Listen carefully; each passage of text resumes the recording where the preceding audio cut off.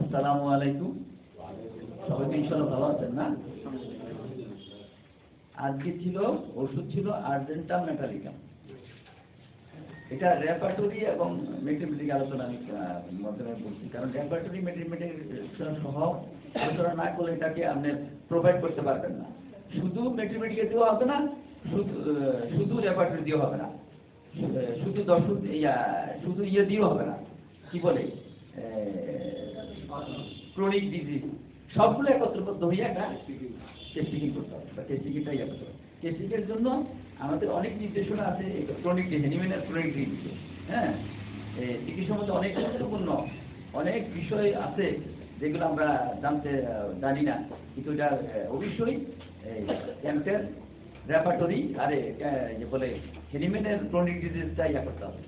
আচ্ছা, আমি আর্জেন্টাম মেটালিকামের আমরা সবাই জানেন এটা সিলভার, হ্যাঁ রূপা বা সিলভার, হ্যাঁ। এখন এই স্বর্ণ কিন্তু আগে অরা মেটালিকাম। এই দুইটার মধ্যে পার্থক্য হলো যে আর্জেন্টাম মেটালিকাম এবং আর্জেন্টাম অরা মেটালিকামের যে পার্থক্য, বড় পার্থক্য হচ্ছে অরাম মেটালিকাম যে ব্যক্তি, অরাম তো এমনি স্বর্ণ, তার মূল্য বেশি, হ্যাঁ, সে নিজেই যেখানে যায় তার কর্মকাণ্ডে সেই নিজে মূল্যায়িত হয়ে যায়। কিন্তু এখানে আর্জেন্টাম মেটালিকাম যে ব্যক্তি বা সিলভার, সে নিজেকে প্রকাশ করতে হয়, তার দক্ষতা দেখাতে হয়, পারফর্ম করতে হয়। মূলত বা প্রধানত এই ওষুধটি একজন পারফর্মার। আমার একটি ইংরেজি আমি বলছি, যেটা ডাক্তার রাজন শঙ্করনের যেতে ছিল, বইতে ছিল, the person has to perform intellectually and express himself through speech, singing, writing etcetera. অর্থাৎ আর্জেন্টাম মেটালিকামের ব্যক্তি তার টার্গেট থাকে কি, যে আমাকে পারফর্ম করতে হবে, নিজেকে প্রকাশ করতে হবে বক্তব্য, গান, লেখা ইত্যাদির মাধ্যমে, আরো তো অনেক কিছু আছে। এখন আপনাদেরকে যখন এটা প্রধানত এই জিনিসটাই করবে, তার অসুস্থতা আসেই এই পারফর্ম যখন করতে পারে না।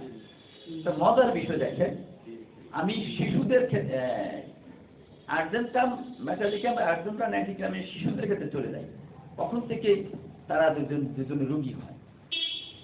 আর্জেন্টাম মেটালিকামের বাচ্চাদেরকে পরিবার এবং তার আশেপাশে যারা আছে তার সবসময় উৎসাহিত করে, তার মধ্যে নিশ্চয়ই কোনো কিছু দক্ষতা বা কিছু দেখতে পায়, সেই জন্য উৎসাহিত করে। যেমন আর্জেন্টাম মেটালিকাম বাচ্চাদেরকে তার মা বা পরিবারের মানুষ কি করে, কেউ যদি আসে বা কোথাও যায় বা কোনো অনুষ্ঠানে, তুমি একটু কিছু করে দেখাও, তুমি একটা গল্প বলো, তুমি একটা ওই করো এরকম বলো না। আমরা তো সাধারণত বলি, আচ্ছা বাবা বলো তো, মা বলো তো যে তুমি কি পারো, আচ্ছা এটা কিভাবে হবে।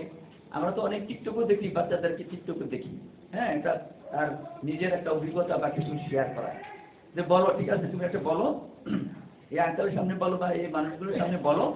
তখন সে কিন্তু বলে যখন হাততালি পায় আর্জেন্টাম মেটালিকাম বাচ্চারা, তখন সে তার মাথার মধ্যে ঢুকে যায় যে আমাকে এইভাবে পারফর্ম করতে হবে, করে আমাকে উঠতে হবে, উচ্চ আকাঙ্ক্ষা বেড়ে যায় তখন তার মধ্যে, যে আমাকে এটা প্রতিষ্ঠিত করতে হবে, পারফর্ম করতে হবে, সেই জন্য আমাকে অনেক সাধনার চেষ্টা করতে হবে।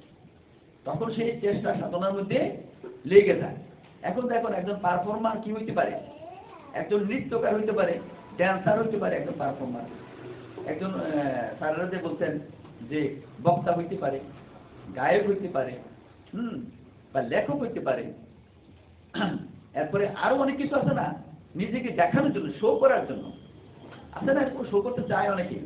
কেন শো করতে চায়? উপরে উঠতে চায়, বা পেয়ে বা বিভিন্ন ধরনের ইয়াগুলা অফার পেয়ে সে উচ্চ পর্যায়ে পড়তে চায়। তা সেখানে যে আমি হাততালি পাচ্ছি, তা আমি পারবো, আমি ভালো কিছু করতে পারবো। আর করতে হলে আমাকে যথেষ্ট সাধনা করতে হবে। এই মাথার মধ্যে সে প্রেশার দিয়ে ফেলে, নিজেকে খুবই প্রেশারে রাখি এই সাধনার জন্য। এখন এটা যখন রুগী হিসেবে যতক্ষণ পর্যন্ত তার দক্ষতা সহকারে সে পারফর্ম করে, প্রদর্শন করে নিজেকে যে কোনো বিষয়ে, ততক্ষণ পর্যন্ত সে অসুস্থ হয় না। কিন্তু একটা পর্যায়ে সে আস্তে আস্তে পারফর্ম করতে আর পারে না। একজন ছাত্র সে কিভাবে ইয়া হয়, যে যথেষ্ট লেখাপড়া করেছে, আপনার কাছে আসতে পারে, যথেষ্ট লেখাপড়া করে করে পরে, কিন্তু পরীক্ষার সময় নার্ভাস হয়ে যায়। এরকম রুগীও আসতে পারে যে বাচ্চাটা নার্ভাস হয়ে যায়, পরীক্ষা দিতে পারে না। তো আপনি জিজ্ঞাসা পড়ে না, যে পড়ে, যথেষ্ট পড়ে, অন্য বাচ্চাদের তুলনায় বেশি পড়ে, কিন্তু পরীক্ষার সময় সে নিজেকে আর উপস্থাপন করতে পারে না, নিজে নার্ভাস হয়ে যায়। এই তখনই আস্তে আস্তে তার মধ্যে একটা মানে নির্ভরশীলতা, মানে কি বলে, হ্যাঁ, পরীক্ষা ভিত্তি তো আছেই, পারফর্ম ভিত্তি আসে, তারপর মধ্যে নির্ভরশীল আর হইতে পারে না, কি বলে, কনফিডেন্সের অভাব দেখা যায় তার।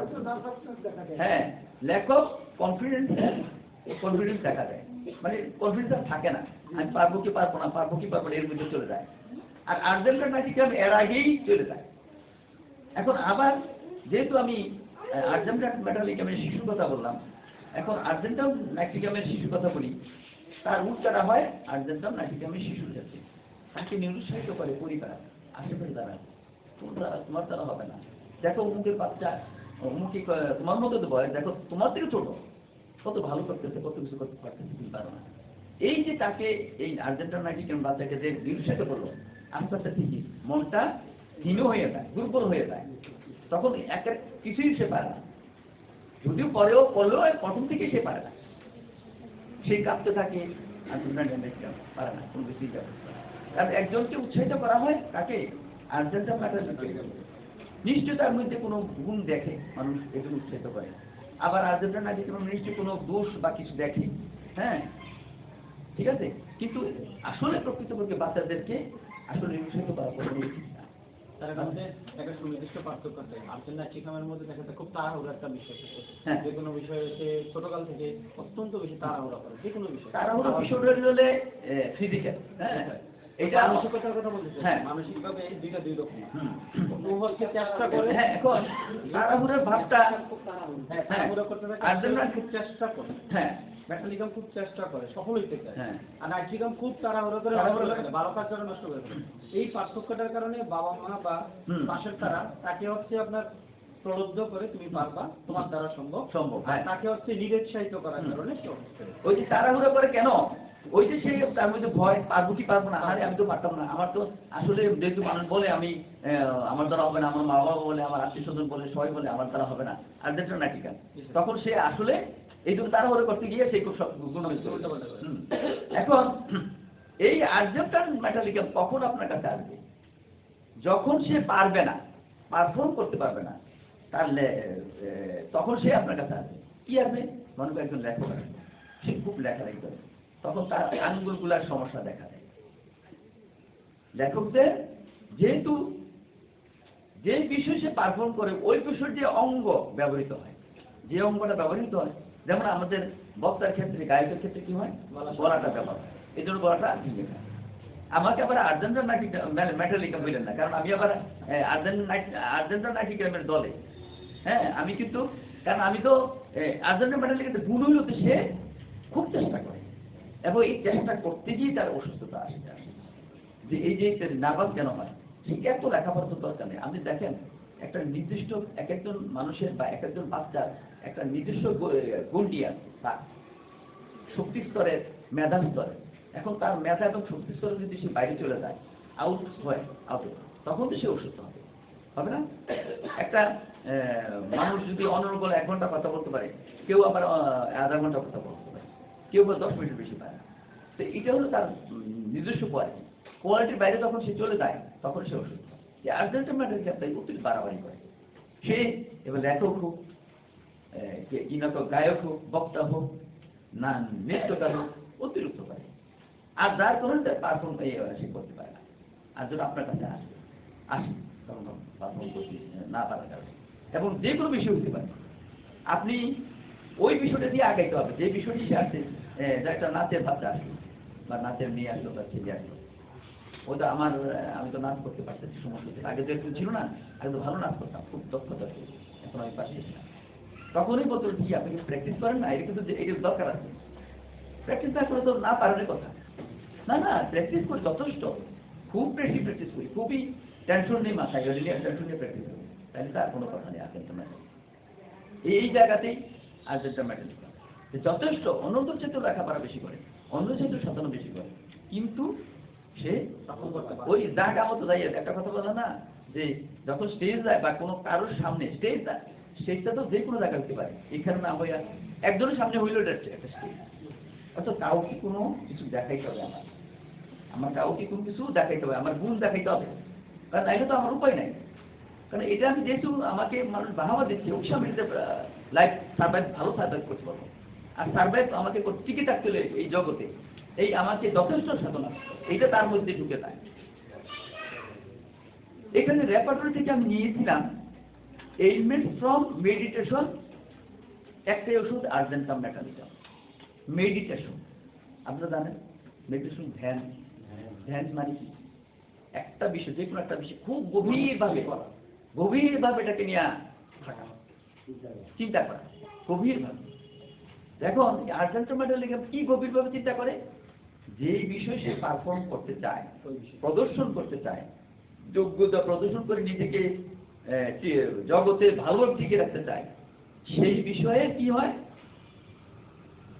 সে বিষয় কি হয়, হ্যাঁ এই ধ্যানমগ্ন থাকে। এমন অবস্থা দেখা গেল যে অন্যান্য বিষয় সে তার কোনো আঘাত করতে সে বুঝতে পায় না, আমি পাবেন দেখবেন, বুঝতে হবে রুগীকে সময় দিতে হবে।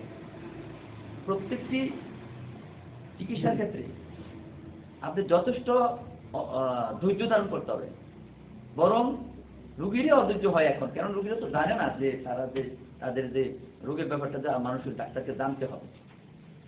অনেকে আবার বুঝে, আবার এরকম একজন আমার সাথে তর্ক করে বলছিল, একজন সাংবাদিক কুমিল্লার, খুব ভালো সাংবাদিক, উনি কিন্তু কথা তর্ক ধরে মানে কথা ধরলে আবার উল্টানোটা কঠিন হয়ে যায়। সে বলছিল অ্যালোপ্যাথিক পক্ষে, সেটা অ্যালোপ্যাথিক ভক্ত ছিল, উনি তো খায় অ্যালোপ্যাথিক ভক্ত, ডাক্তারদের কথা বললো এই গপ বুঝতে পারবেন না। আমি তো আপনি এইগুলো আমার কাছে বুঝলেন না, আমি এগুলো নিয়ে ভাবি না, এটা আপনি অন্যখানে বলেন, তুমি তো তোমার তো শুনতেই, আমি তো শুনি। আর তার হচ্ছে যে এখন এরকম ভাবেছে, এরপর ভূমিতে নিয়ে এসে বললো, এখন ঠিক আছে তুমি তো কথা ভূমিতে সম্বন্ধে এই বিষয়গুলা, আচ্ছা আমি এখন তোমাকে পরীক্ষা করবো, আমার এই প্রথমে প্রস্টেট গ্ল্যান্ডের সমস্যাটা দূর করো, আমরা ওষুধ না খাইলে প্রস্রাব হয়ই না, ওষুধ খেয়েই করতে, অ্যালোপ্যাথি খাইতে তো ভূমি দিতে দিতে। হ্যাঁ প্রস্টেট গ্ল্যান্ডের বয়স তো আমার উপরে 2 বছর উপরে, আমার 57, উনি 59, 59 বছর, প্রায় 60 বছর না বয়স। আরো সমস্যা আছে, অনেক সমস্যা আছে। তো এখন ওনাকে আমি বললাম ঠিক আছে আপনার আমি বলি তুমি করো এই উপরে ওষুধ, আমি না না আপনার কথা আমি চিকিৎসা করবো না, ওনার ওয়াইফের চিকিৎসা করছি, এবং ওনার ওয়াইফের কথা বলে উনি করছিলেন না, আমিও আপনার ওয়াইফের জিজ্ঞাসা করবো, আপনি পরে জিজ্ঞাসা করবেন, আপনারটা পরে আগে ওয়াইফটা জিজ্ঞাসা করবেন। এরপরে ওনার সমস্ত বক্তব্য শুনছি, উনি একদম সব লিখে রাখতে আমাকে, কারণ জানে যেগুলো ডাক্তারকে বলতে হবে, এটা আমার জানতো, হ্যাঁ এটা যার প্রথমে নিম্ন শক্তি দিয়েছিলাম, কাজ হয়েছে না, এরপর যখন সচেতন পদ্ধতি দিলাম, তখন তার প্রথমেই প্রস্টেট গ্ল্যান্ডের সমস্যাটা তাদের সলভ হইতে শুরু করলো, চিকিৎসা চলতে অনেক এখন ওই ওষুধগুলা খাওয়া লাগে না, অ্যালোপ্যাথি ওষুধগুলা খাওয়া লাগে না।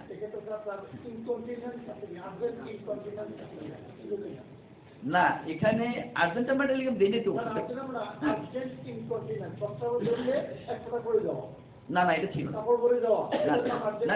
এটা ছিল না, ওনার কি হইতো, প্রস্রাব হইতো না, আবার দেখা গেছে এমন প্রস্রাব হইতো কিছুক্ষণ পর পরে প্রস্রাব করতো, ওই যদি কথার মধ্যে থাকে কারোর সাথে দেখতেছে কোথাও দূরে, কথার মধ্যে থাকলে প্রস্রাবের খবর নাই, আর যদি একা যায় তাহলে প্রস্রাব শুরু দেখে, আবার দেখা গেছে কিনা প্রস্রাব হয়ই না,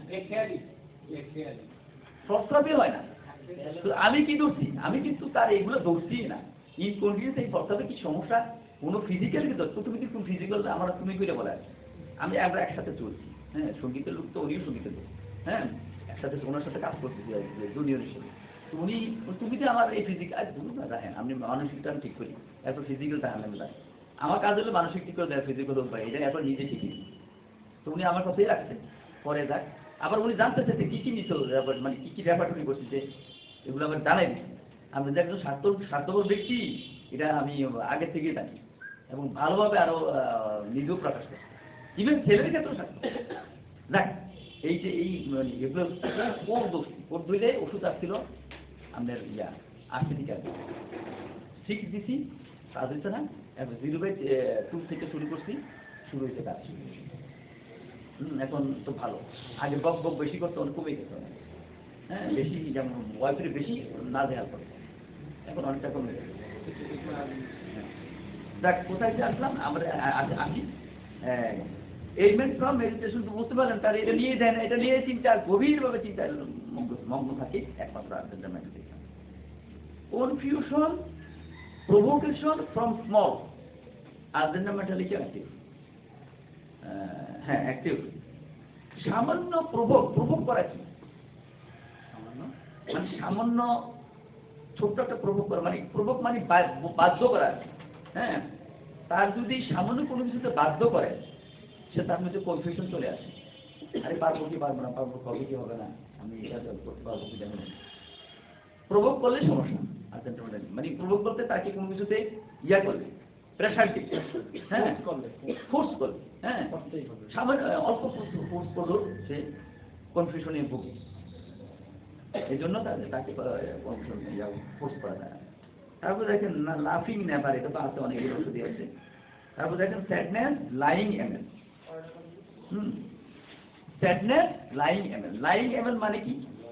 লাইং মানে কি? শোয়া। শুইলে কি হয়? কোনো অ্যাক্টিভিটি থাকে, আপনি মেটাফরিক্যালি বুঝেন এই মানসিক অবস্থা। লাইং শোয়া, আর মানসিকভাবে নিচ্ছি। শারীরিক তো আছেই, যে তার দুঃখ বা বিষণ্ণতা কমে শুয়ে থাকলে তার বিষণ্ণতা কমে যায় যদি ফিজিক্যালি পান। আর নাহলে মানসিকভাবে নিলে লাইং মানে হলো শোয়া। শোয়া মানে কোনো অ্যাক্টিভিটি নেই। হ্যাঁ লাই ডাউন, হ্যাঁ লাইন, হ্যাঁ লাই ডাউন। তো লাই ডাউন মানে শুয়ে যাওয়া।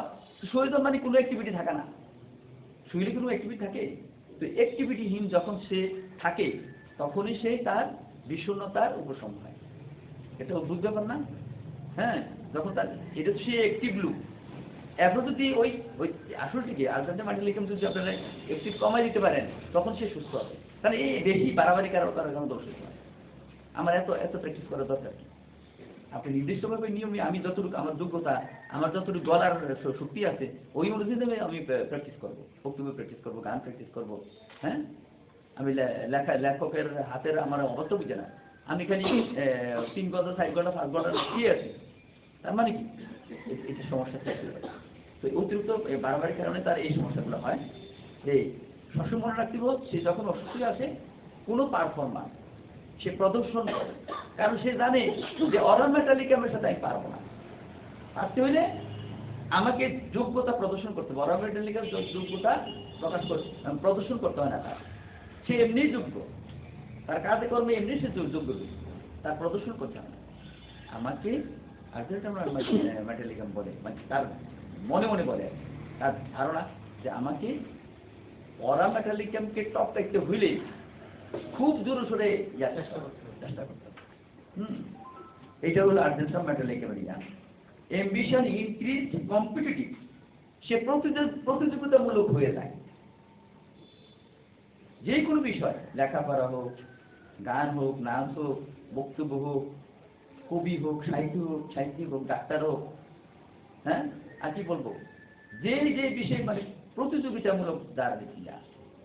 আবার দেখেন কেউ আছে ঠিকই কাজের ক্ষেত্রে প্রতিযোগিতামূলক কাজ করে, ফসল ফলানোর ক্ষেত্রে প্রতিযোগিতামূলক ফসল ফলান। আসলে তো এটা উচিত, প্রতিযোগিতামূলক ফসল মানে যদি আমরা থাকে, মন মানুষে থাকে যে ব্যক্তি, তার দ্বারা নিজের দেশের উন্নতি হয়। তো এরপরে দেখেন এটা তো বলছি শরীরের যে অঙ্গের মাধ্যমে যে এগুলা হয় সেটা তো সে আপনার সেই ওই অঙ্গটাই তার ক্ষতিগ্রস্ত হয়। যার কারণে, কারণ আপনি যদি নাচতে যান তাহলে হাত পায়ের দরকার আছে, শরীরের দরকার আছে। শরীর যদি নাচের দিকে সায় দেয় তখন পারবেন, তখন তো আপনি ফেল পারবেন, তখন তো আপনি ব্যর্থ হবেন। তখন আপনি কিন্তু ব্যর্থ হবেন। যেই অঙ্কটা ব্যবহার করেন তার প্রদর্শনের ক্ষেত্রে নিজেকে প্রদর্শনী যে অঙ্কটা হবে সেই অঙ্কটা সমস্যা দেখা দেবে, তখন সে অসুস্থ হয়ে যাবে। আর যখন ফেল মারে বা মানে তার ব্যর্থ হয় পারফর্ম করতে, তখন সে খুবই অসুস্থ হয়ে যাবে ধীরে ধীরে প্রচন্ড। এই ইতিহাসগুলো জানতে হবে কিভাবে সে অসুস্থ হইল। আমাদের প্রত্যেক রোগীর ক্ষেত্রে প্রত্যেক ক্ষেত্রে এই জিনিসটা অবশ্যই জানতে হবে, শুধু ফিজিক্যাল না, মানুষ মেনলি মানসিকভাবে জানতে হবে। দেখেন একটা মানুষ প্রকৃত অসুস্থ কখন, মানসিক হ্যারাসমেন্টের কারণে সমাজে চলতে হলে বিভিন্নভাবে তার নিজে হ্যারাসমেন্ট পাবে, বিভিন্নভাবে ইয়া হয়। অনেক খুব অহংকারী ব্যক্তি, অহংকার যদি তার ইয়া হয় পদদলিত হয়, তখন অবস্থা খারাপ হয়ে যেতে পারে। আর বেশি বেশি করে অর্গানটা বোঝার চেষ্টা করবেন, রেপার্টরি, ম্যাথমেটিকা, তারপরে ক্যান্সার দর্শন অর্গান বোঝার জন্য, তারপরে ক্রনিক ডিজিজ হেলমেট করে দিতে অবশ্যই করতে হবে আমাদেরকে। ঠিক আছে, তোমরা সবাই ভালো থাকবেন, সুস্থ থাকবেন।